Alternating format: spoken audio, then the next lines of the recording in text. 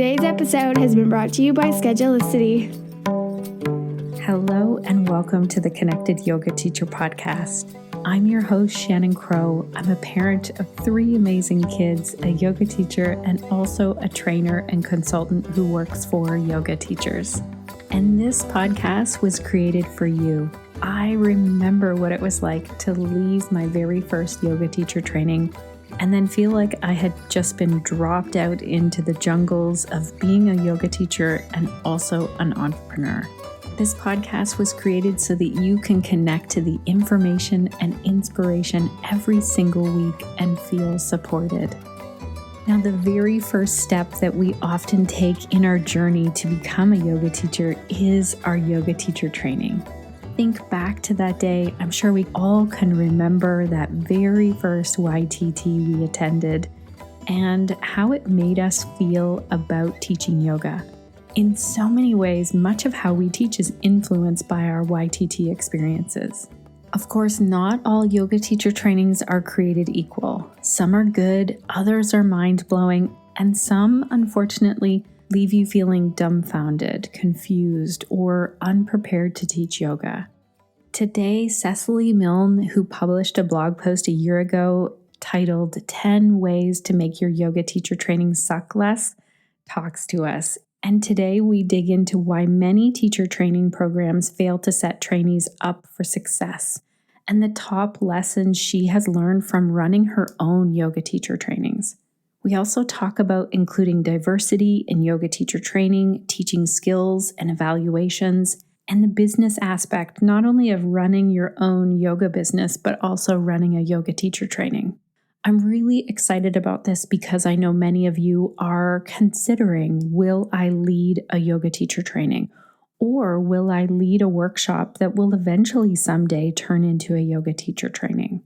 Whether you are brand new to yoga and thinking about a yoga teacher training, or if you are planning on putting a yoga teacher training together at some point, have a listen to today's episode. I think there is so much goodness here. All of our show notes are ready for you at theconnectedyogateacher.com/187. There you can go back to any specific topic. We have clickable timestamps and all of the links are there for you. Also, as a side note, Cecily and I recorded this interview before COVID and the social justice movement of 2020 even happened. So I was so thrilled to go back and listen to the audio and hear how her ideas are so relevant in what we are living in and experiencing right now. Before we dig in and meet Cecily, let's first hear from our sponsor, Schedulicity.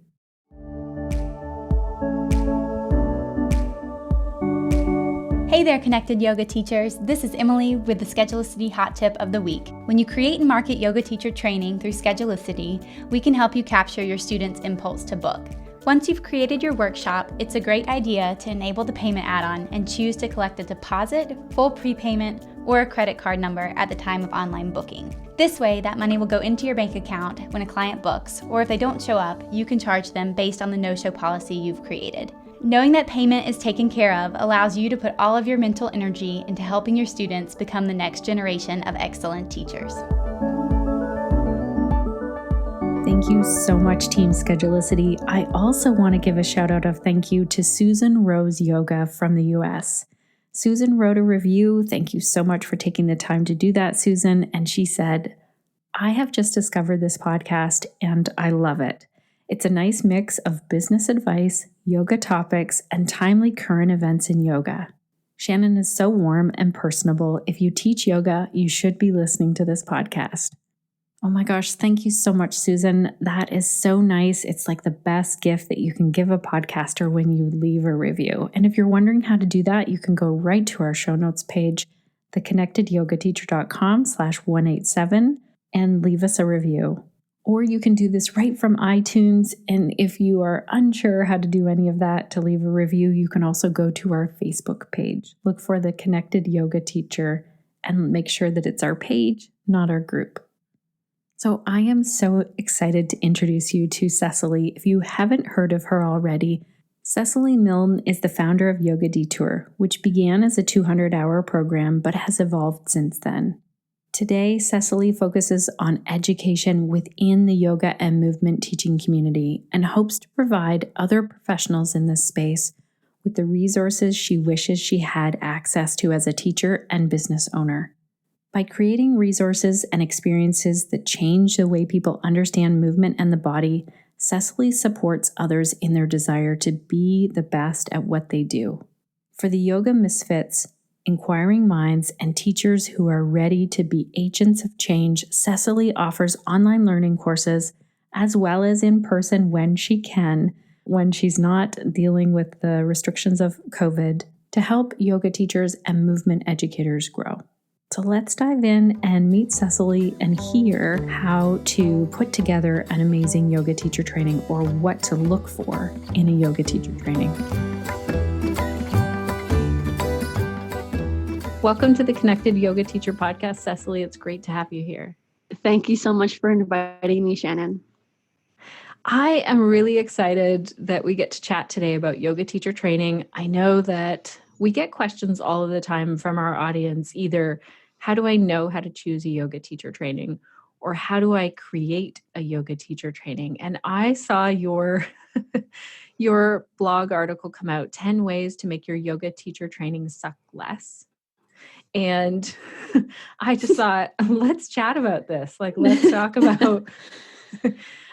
So tell us first, what is the work that you do and who do you do it for? Sure. So I run a company called Yoga Detour, and Yoga Detour actually began as a 200-hour teacher training program because at the time we just saw a gap, a need in the market for those who wanted to teach yoga that was coming from a more movement-oriented background. And so that's how we started out, and it was really an amazing experience to teach a program that was trying to, for a lack of a better term, detour people in a different direction with their teaching and with their practice as well. But over time, I came to appreciate how what I was actually doing was teaching people who already had a foundation, because those who were attracted to our program were usually not coming into it as their first 200-hour training. They were coming into it as a supplement to a training that they had already done. And I think it was by the time we were in our third or fourth iteration of that training, we had 80% teachers in that program. And I realized that with that type of ratio, we were also doing a disservice to those who were coming in without the foundation, thinking that this was going to be their best way to get started. And so that's when I decided to change course and focus more exclusively on those who were already teachers, who were looking for continuing ed and were looking to fill the gaps in the trainings that they had previously gone through that would help to kind of get them off a plateau with their teaching and hopefully reignite their passion for sharing what they wanted to be sharing with their students. Wow, that's amazing. So what got you started with yoga in the first place? Where did that journey begin with you?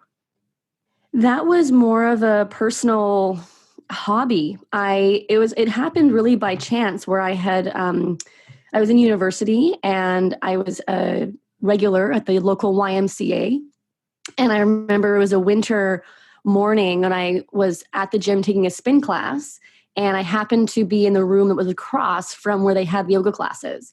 And I knew nothing about yoga. I think I knew just enough to recognize that that's what they were doing. And so when I looked in the room, I just thought to myself, they were all in upward dog. And I thought, that looks like it would feel really good. I had just gotten off my spin bike and was feeling all bike shaped. And that upward dog looked very appealing.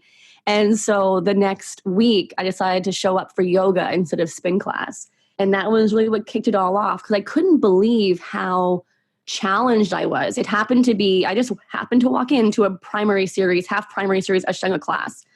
And so it was surprising, and it was definitely a bit of a ego check for me, because so much of it caught me off guard. I thought I had all kinds of ability being about 20. I was 20 years old. So I was like, I'm young. There's all kinds of people in here who are older than me, who don't look like they're in very good shape. And here they are doing amazing things with their body. And I was struggling. And when I struggle at things, it really gives motivation to get better. And so I became rather obsessed with going to that class. And that's what kicked off about a 10-year Ashtanga practice from that point. That's amazing. And so then can you remember back to your first 200-hour yoga teacher training and how, like, what was that experience like? I remember not thinking I was ready. By that point, I had been doing yoga for about 5 years, and I was living back here in Toronto, whereas initially I had started yoga when I was living in Halifax. And I was at Downward Dog Yoga Center where I now teach, but at the time I was a student, and one of the teachers in the program approached me and said, I really think this would be a good fit for you. Have you considered doing teacher training? And I was really surprised because I just didn't feel like I was there. And eventually I got convinced to do it. And once I was in the program, I realized that she was right. Like, it was definitely what I needed at that time and what was going to help me to kind of really expand my personal practice and my appreciation for all things yoga at the time. And I remember going through a lot of just soul searching at that time. I was working as a waitress and not really enjoying my life. Like, I was just super tired all the time, couldn't figure out what my path was. I had gone to university for all these years and then came out of it with no real idea of what I wanted to do for work. So I started waitressing, and then I went into this teacher training program, and the program helped me see that there was actually real value to becoming a yoga teacher. And for me, that was being able to help people make the most of their experience in their bodies. Right. And I had that realization of thinking that there really was no greater purpose for me than to follow that path. And so, I quit my job as a waitress and started teaching, and was really fortunate to be able to basically get teaching gigs right out of the gate, essentially from the time I graduated. Oh, that's fantastic. And so then what are you noticing now that inspired you to write this article? Like, where was the time when you thought, oh my gosh, just another example of how sometimes a yoga teacher training can suck? Well, like you, I get a lot of questions from people asking me about whether Yoga Detour would be a good fit for them, and they're trying to become a teacher. They would send me the curriculum and they would send me the information to get my opinion on what I thought about these programs they were deciding between. And I just kept seeing a lot of gaps. And those gaps would resurface again when these students would come to Yoga Detour, and I would realize just how they had not been sufficiently prepared to be in the world, working with real people, with real bodies. I'm always kind of surprised still at the lack of anatomical knowledge that people come out of their programs with. And also the lack of actual teaching experience. I see fewer and fewer programs actually asking people to teach and asking people to teach and get evaluated for it, getting feedback for it. So I think that, like academia itself, I remember being a TA in university and seeing how these students coming out of high school were able to graduate without ever writing an essay. And then they would come to my university class and have no writing skills. And it felt sort of like that was happening again when I was with Yoga Detour, when I was starting with Yoga Detour in that kind of continuing education realm, where it sort of felt like a graduate or higher education level of yoga training. And yet the undergraduate or high school approach with the 200-hour just wasn't fitting the bill anymore as far as what people were being taught and prepared with. Right. And so then you compiled this list, and I think it's a great checklist for people to go through when they're looking for, okay, what should I look for in that initial 200-hour, which, just to say, is the tip of the iceberg. Like, really, we're hopefully leaving a 200-hour feeling like we're ready to teach, but we also know, you and I know, that continuing education is important, I think, in any field, especially when we're working with human bodies. There's science that's happening that's, bringing us forward in leaps and bounds, and we're learning new things all the time. So what are some of the highlights on that list? If teachers came to you and said, how do I choose the right training? It's funny. I think the highlights continue to shift for me depending on what my current mindset is and what I'm doing. So I think that one of the things that's really front and center for me right now and has become a really important conversation here in North America is the idea of representation. And I look back at my own teacher training program where all the teachers were white, and there was really no one addressing different body types, different abilities. And it was pretty, I'm going to say, one-dimensional. And at the time, being young, being enthusiastic, just wanting to soak up as much as I could, I wasn't experiencing that with a critical lens. And again, to kind of link it back to my initial education in university, I spent my first year in school doing a philosophy program called the Foundation Year, which, man, anyone who is in Halifax knows what that is. It's at University of King's College. And they describe it as the history of Western thought. And at the time, I looked at the reading list and thought it was just super interesting. You know, it's like Dante and the Bible and all that stuff leading up to like more contemporary things like Freud. And then I showed the reading list to other people, and they're like, "Oh, this is all a bunch of white men." Right. But to my amateur brain, I didn't even see that. And so now I see the same kind of thing happening in the yoga world, where it's not only whitewashing, but also just not allowing for space of questioning that. So I think that for me right now, that feels front and center as far as when you look at a teacher training program, who's teaching on the program, who's the faculty, the actual studio where it's being run, what do the staff of the studio look like? What are the backgrounds that they're bringing into that environment? Is it making more people from different ethnicities feel welcome? Different body sizes feel welcome? And when you're teaching aspects of a yoga program that have to do with the lineage and the philosophy and history of yoga, is there anyone on your faculty that is South Asian? Right. This brings up a really great point. I do think it's probably hard to find, like, we know the majority of yoga teachers in North America are white women.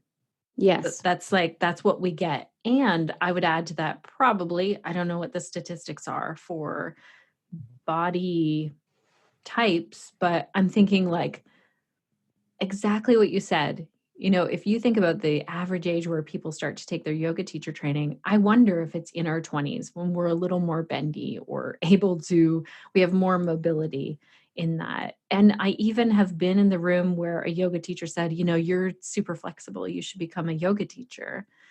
And representation is not there all around. My question to you is, how do we, like, you were in Halifax, I'm up on the Bruce Peninsula, I am trying to think of the different yoga teacher trainings around me, and I think they're run all by white people. I don't know of one unless I traveled maybe to Toronto. I'm not even sure in Toronto how many there would be.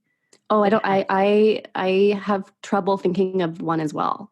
And so I think that we are at a point now where we have to just get more creative with how we structure our programs and how we include different members of faculty.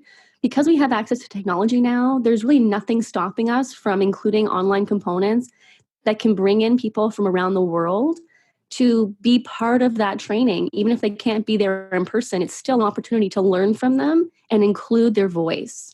So I think that that's where we have to just expand our horizons and kind of get out of our more narrow thinking around what's possible. Right. And this also brings to mind, I'm thinking about a teacher training that might say, like, here are the flows, here's the sun salutation, here's how we do it, versus you could ask them, you know, how do you cover how to modify this for someone of a different ability, like all kinds of body types, whether that person is pregnant or, you know, has a different movement ability than the quote unquote person that we see on Instagram yoga. Sure. Because I think that's what ends up catching people off guard when they come out of their 200 hour and they're working in a general population environment, whether it's at a community center or a gym, and people are walking into their room and they have never worked with this type of body before. It could be an office worker. It could be someone who is coming back from an injury. It could be a new mom who's coming back from pregnancy. And when we aren't exposed to enough information ahead of time about really how to work with real bodies in the real world, then this can lead to teachers, feeling just super unprepared and bringing in all that imposter syndrome, or overcompensating and trying to help people when they don't actually have the knowledge they need to be effective, and that can lead to injury. Mm-hmm. And also just getting super frustrated and quitting before they even get started. And so I think that in that sense, we want to be able to equip students in a way that lets them walk into a room with more confidence, where maybe they're not going to ever know everything there is to know, but they'll be a little more comfortable saying, I don't know, or I have to go find the answer to that question, when they're confronted with something that they're not, comfortable with or don't have experience with, because they also know that behind that uncertainty is a good depth of knowledge, and that they are trying their best and they have been well prepared, and that they're really just doing their best to now start to close those gaps that they continue to have in their practice and in their teaching. So can you think of a couple of questions that you would have teachers ask a potential yoga teacher training then on that line? Like, I'm thinking that it would even be beneficial to have yoga teacher trainings bring other bodies in, not the people who have been practicing yoga for a long time. Exactly. And this is, again, what I mean by expanding the toolkit. So I remember when I did I guess it was now like the continuation of 300-hour program, we had drop-in classes created specifically for teacher training, where people could attend for free or by donation. It was one or the other, I can't remember. And they knew that the class would be led by a combination of the lead teacher. So she was still in the room and could step in, kind of like being a student driver, like the teacher can step in when they need to, right, and they have their own brake pedal. But for the most part, the student teachers would be leading the class. And I remember doing that the first time, being one of those student teachers in the room, and feeling so overwhelmed by what I was seeing. Because when you work with only other teacher trainee bodies, it's like everyone has a pretty good baseline of understanding. The body awareness is pretty tuned in, and then you get to work with real people. And it's just like, where do I even begin? And even their understanding of like, okay, step into, warrior one. What? They might not know. Exactly. Right. So being put in that scenario in a controlled space where people aren't paying you, that's important. Also, like the students are coming in with certain expectations of what they're going to get and what they're not going to get. They realize that they're part of a teaching experience in that moment. Right. And so there's a little more forgiveness there and a little bit more flexibility around what's going to happen in the class. There's going to be pauses maybe for explanations if something is happening and needs a bit more attention. So I think that having that type of teaching environment around a real class with real people can be super valuable for people. Yeah. Okay. So we'd ask them, are we always teaching to right people who know yoga, or are we adding other people in terms of the whole question around race? I mean, I saw on your list, have the uncomfortable conversations. This is one of many uncomfortable conversations that we need to be having in the yoga world. But how do we say, do you have teachers who aren't just white? I mean, do we just come out? I think it's a fair question at this point. I think it can be framed in a way that's not offensive, where we can say something like, I'm interested to, first of all, know what your views are on representation in the community, mm-hmm, and what steps are you currently taking to increase the diversity of your program. I love how you say that technology is here, like use it. It's not like, well, we'd have to fly in this teacher or... No, you don't, right? Not anymore. So even though we want, let's say that the majority of the program to be in person, because I do think that's really important, that it needs to be live, hands-on type of training, there can still be elements of that either present a webinar online where everyone tunes in at the same time, or even you Skype someone in during your class time together where they get kind of broadcast onto the wall through a projector, and it allows for really awesome interactive experience where you're still together as a group, but the teacher happens to be somewhere else. Right. Okay. Yeah. This is really good.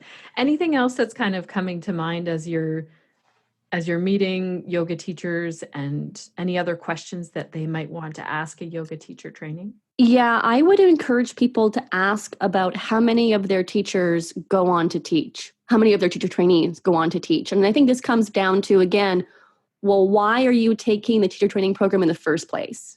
Right. So if you are taking a training because you want the additional knowledge and it's to deepen your practice and you're taking it for personal reasons, there are programs that cater more toward that type of prerogative.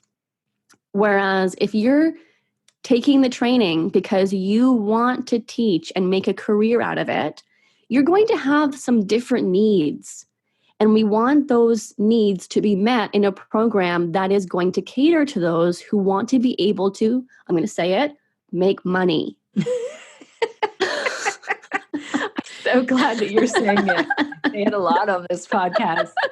I often tell yoga teachers, if you don't want to run a business or make money, you probably don't want to be listening to this podcast. Exactly. Yeah. And I think that so many people have a hard time, first of all, just admitting that. And part of that might have to do with the environment around yoga being a service. And I say a lot that it's not about necessarily always having to give service selflessly, that Right. we do have to take care of ourselves as well in that process. And part of taking care of ourselves is having enough money to pay the bills, having enough money to take our own trainings, to continue to get better as teachers, and also having enough money to live in a state where we're not constantly stressed out. Right. Because that also doesn't lead to a productive teaching relationship. So I think that people are undervaluing the importance of this element of a teacher training program where there needs to be some time spent on business. Mm-hmm. What does it look like to become self-employed? What does that mean for your taxes? What does that mean for the way that you expense various things in your life? How can you start to take care of your finances? Do you need to hire someone to help you with that aspect?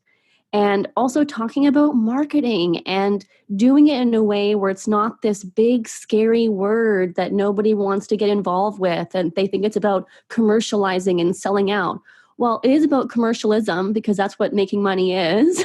But I don't think it has to be done in a way where we all of a sudden, sell out to the evil forces of capitalism and instead can strike a healthy balance between, like I said, taking care of ourselves and still doing the work that we love. Right. I don't think, I'll just speak for myself here. I don't think that someone coming out of massage therapy school or physiotherapy school or something like that, I don't think, oh, look at them charging, what right do they have? Where we know that they're providing this amazing service to the public that's really needed, same with yoga, and they're getting paid for it. Exactly. And they get taught right out of massage school, here's how to set your rate. Where yoga teachers have this idea, okay, I better set my rate really low because I'm new. Really? Like you just took 200 hours. Hopefully you're setting the bar somewhere and then you have room to grow with that. Exactly. Yeah. And I think that a lot of pain could be avoided if people were able to talk about this in their training environment first, because it's a safe space again. So it's like, let's talk about what you're going to charge for your first private client. Let's talk about how you're going to be able to support yourself based on this many private clients a week. Does that feel doable, feasible? And in that sense, let's start to look at what your schedule might be. Because again, people come out of the programs and they're floundering. Yes. How am I going to be able to support myself? And often when there's not a bit of a plan in place around that, I see people just give up and go back to whatever part-time job they needed to be doing while they were in their training in the first place. I remember when I was waitressing and my last shift was New Year's Eve. And I walked out of that last shift and said to myself, okay, this is the beginning. Starting tomorrow, I'm a self-employed yoga teacher. If I ever have to go back to waitressing, I'm going to be really disappointed in myself. And that was just my personal prerogative. And I know that there's a lot wrapped into that as far as layers of privilege and layers of kind of self not a whole lot of self-compassion in there. That was just like my headspace at the time, Right. but it also set me up with this almost ruthless determination to make it work. And I was driving all over town to make ends meet at the beginning, like taking any opportunity that came my way, because I knew that I had to make a certain amount of money in order to be able to pay rent. Right. And that amount of money was going to be made up by this many group classes and this many private clients. So there was a structure there, and I knew I had to just work the structure for now. And over time, eventually it got easier, and I was able to start charging more money and be smarter with what I was saying yes to. And it evolves. It's a process. It evolves.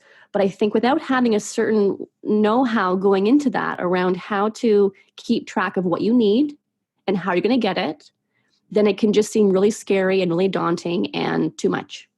Yeah. Oh, I totally agree. I love how you had this mindset of basically, this is my business, and now I'm holding myself accountable to it. Otherwise, I'm disappointed. Plus, I have to go back and wait tables. Yeah, I really didn't want to do that. I was so done with it.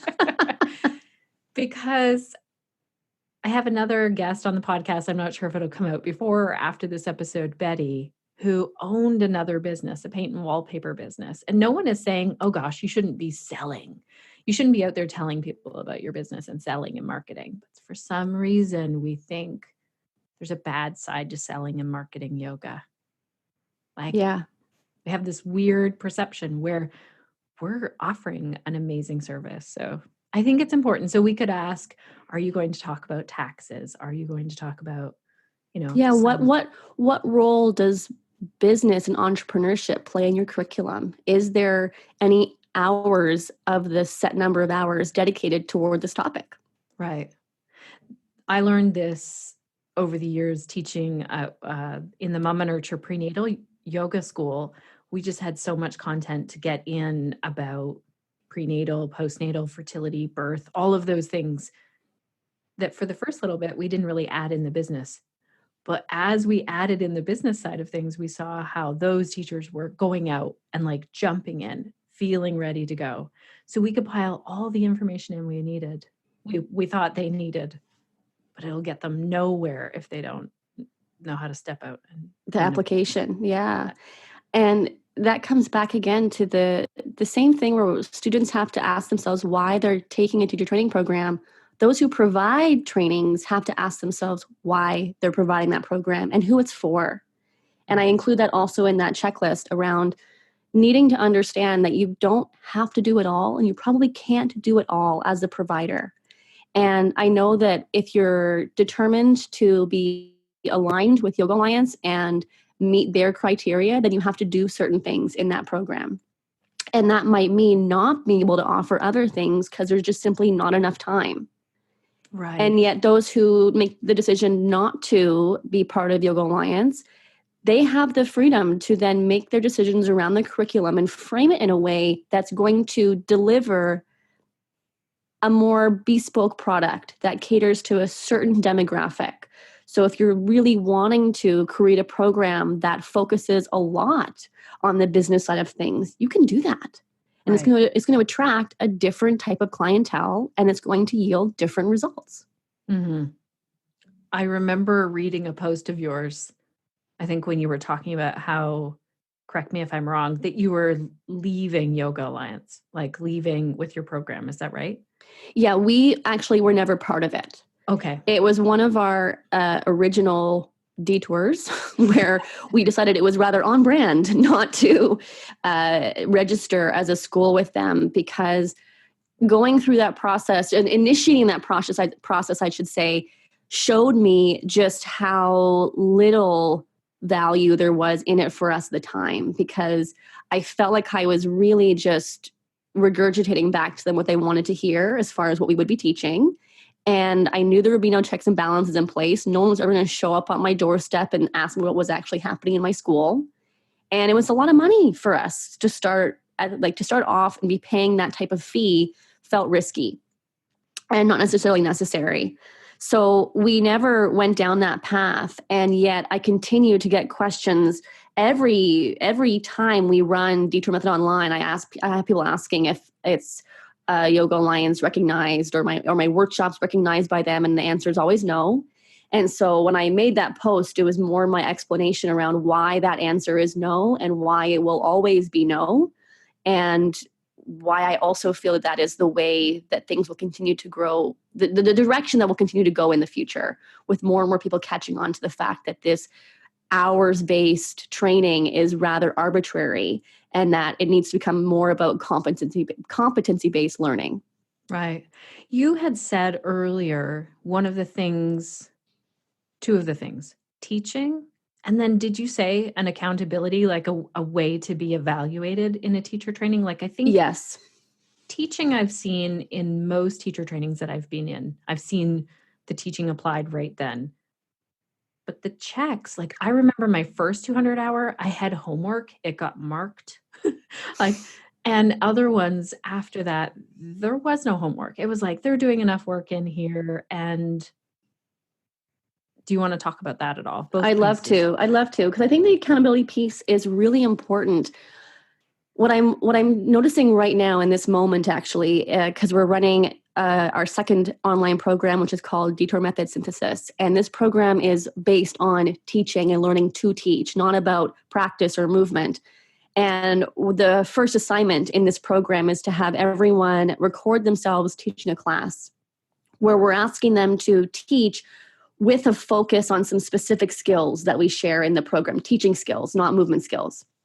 And people really have a hard time doing this. We have a hard time recording ourselves and having to teach when we know there's a camera on. Yeah. And then we have a really hard time watching ourselves back on camera because that's never fun.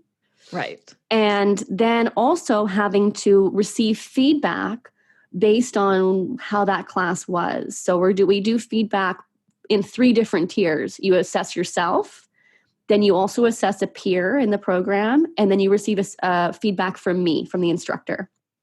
And so we really expand that role of feedback in this program. And for the majority of the participants in it, it's very new to them. This whole process is something they've never been through before.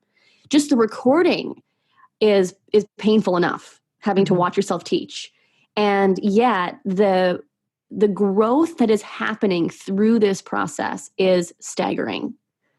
Sure, it's not comfortable. But on the other side of that discomfort is a whole new world of clarity around where you are, what you're doing well, what you need to work on, and that it's okay to have imperfections and still call yourself a good teacher. Yeah. Oh, this is good. So good. I'm thinking of this yoga teacher that I know. Again, it's Betty. She's coming in here twice. She was part of a yoga teacher training, like a continuing education weekend, and they recorded the audio of them teaching and then listened to it back and then looked for words that they repeated over and over. And again, I'm sure it wasn't comfortable, but she learned so much. Like I remember her telling me that she found these words that she was saying over and over, and she really grew as a teacher. Of course. It's the same as recording yourself doing a movement. You know, when I'll often ask my clients to do, let's say, a really slow cat and cow for me, and I'll record it on my phone. And I'm asking them to think about going as slowly and as precisely as possible. So really trying to articulate their spine in very specific, directed ways. And in their mind, they're visualizing themselves doing it.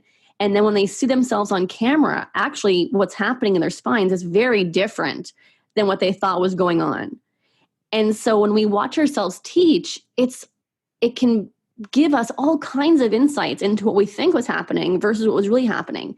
And sometimes it's really positive. Like you might have come out of that class thinking that you were super nervous, it was total garbage, no one got anything out of it, and I never want to watch it again. But then you actually see the footage and you realize like, oh, I actually sound way better than I thought I did. And the students actually are looking really engaged and like they're getting a lot out of this practice. And it can be really gratifying to see it. It's not always a negative surprise. Sometimes it can be a really good surprise. But we definitely learn from the process of having to just see it through that observer point of view. I'm so curious how you do this, like the details. I'm thinking, do you walk teachers through, here's how you could set it up to record it? Like, I think a lot of people don't even have that tech. I mean, a lot of people have a phone that will record. then you need some kind of a tripod. Do you walk them through all of that? We actually don't. I think that moving forward, we will provide a little bit more of a helping hand with that. But considering we gave pretty minimal guidance, we just said to use their phone would be fine, and to make sure that there wasn't an auto shut off function on their phone that would stay on for the duration of the recording, and that they put their phone somewhere where I can see them and where I can hear them, and where I can at least see some of the students in the room, so that I can get an idea of how their cueing is being received in the actual happening of the class, Yeah. So I have been watching the classes back now for a few days, and I'm so impressed with how people have been able to basically figure it out for themselves. And like the lighting is good and the audio is good. I'm just really impressed altogether. But it makes me realize that like if we just ask people to do this stuff, they will rise to the occasion and they will make it happen. Whereas I think a lot of the time as teachers and facilitators, we just write it off and think like, oh, that'll be too complicated. No one's going to do it. They're going to do it. Just don't make it an option anymore and make it a requirement, and people will figure it out. And when they do, they'll be able to produce such a valuable element of their own personal learning experience.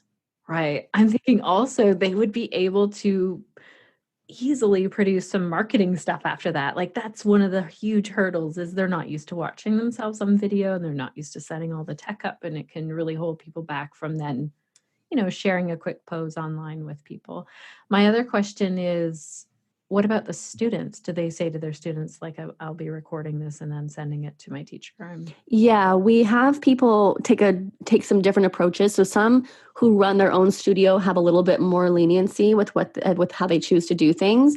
And they've maybe just put up a poster, a piece of paper on the door saying, for your information, today's class will be recorded for educational purposes.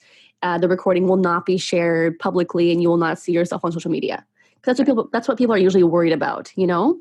Whereas others have put together a simple waiver just saying you are signing this, you realize that you're going to be on camera, and you give permission for my instructor and the purposes of this course to use your image in this way, and that type of thing, like keeping it fairly simple. We find that for the most part, students are very accommodating when they know it's for an educational reason. Yeah. Oh, this is fantastic. This I think will really help either the person who's thinking, how do I choose a yoga teacher training? This brings some great points to light, instead of the things that we often think about before we start a yoga teacher training. Like they're often thinking about themselves. Do I have enough yoga experience? What should I do to prepare before? But instead we're kind of interviewing the schools and finding out like, is this a good fit for me? Yeah. And I think coming into it, that was my experience, right? I didn't feel I was good enough. I didn't feel I was ready. And so I wasn't going to ask them any questions because they were the school and they were the teachers, and I was just the lowly student coming in. Right. But I think that if we can embody a little bit more self-preservation, I'm going to say, it's like you want to be able to preserve your own needs and your own priorities in this training. And so getting clear on what those needs and priorities are for you, and knowing that that's what matters the most. And if you take those needs and priorities to a school and you find that they're not going to be met, it's okay to change your mind and walk away. Right. That's so true. That's very true. I know some yoga teachers who sign up and then they just think, oh, I have to finish it out. This isn't working for me, which it's not necessarily the school. It has to be a good fit as well, just personality wise. I think the other thing that teachers could do, or potential teachers, people who want to become teachers, is talk to previous grads. Oh, sure. Yeah. And I do that too, where if I have people come to me asking about our online courses and they're unsure if it's really going to fit their needs and what they're looking for, I'll connect with them with alumni. And I'm not part of that process. I just send the first email saying, do you mind talking to this person? And they usually will say yes.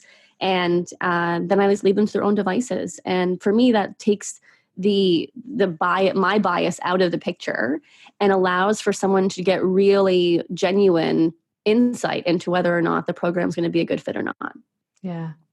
Oh, this is so good. I'm hoping that our yoga teacher listeners go and check out this list. So I love also how you have an article, but then you have like a quick checklist that they can also Yeah. download. So we'll make sure that there's a link to that in the show notes. If our yoga teachers are wanting to work with you further, so if I'm hearing you right, you work with yoga teachers after they've taken a 200-hour yoga teacher training. For the most part, yeah. I think that tends to develop the best type of relationship with the information that we share, because having some amount of foundation coming into a program like Detour Method Online is going to be a good idea.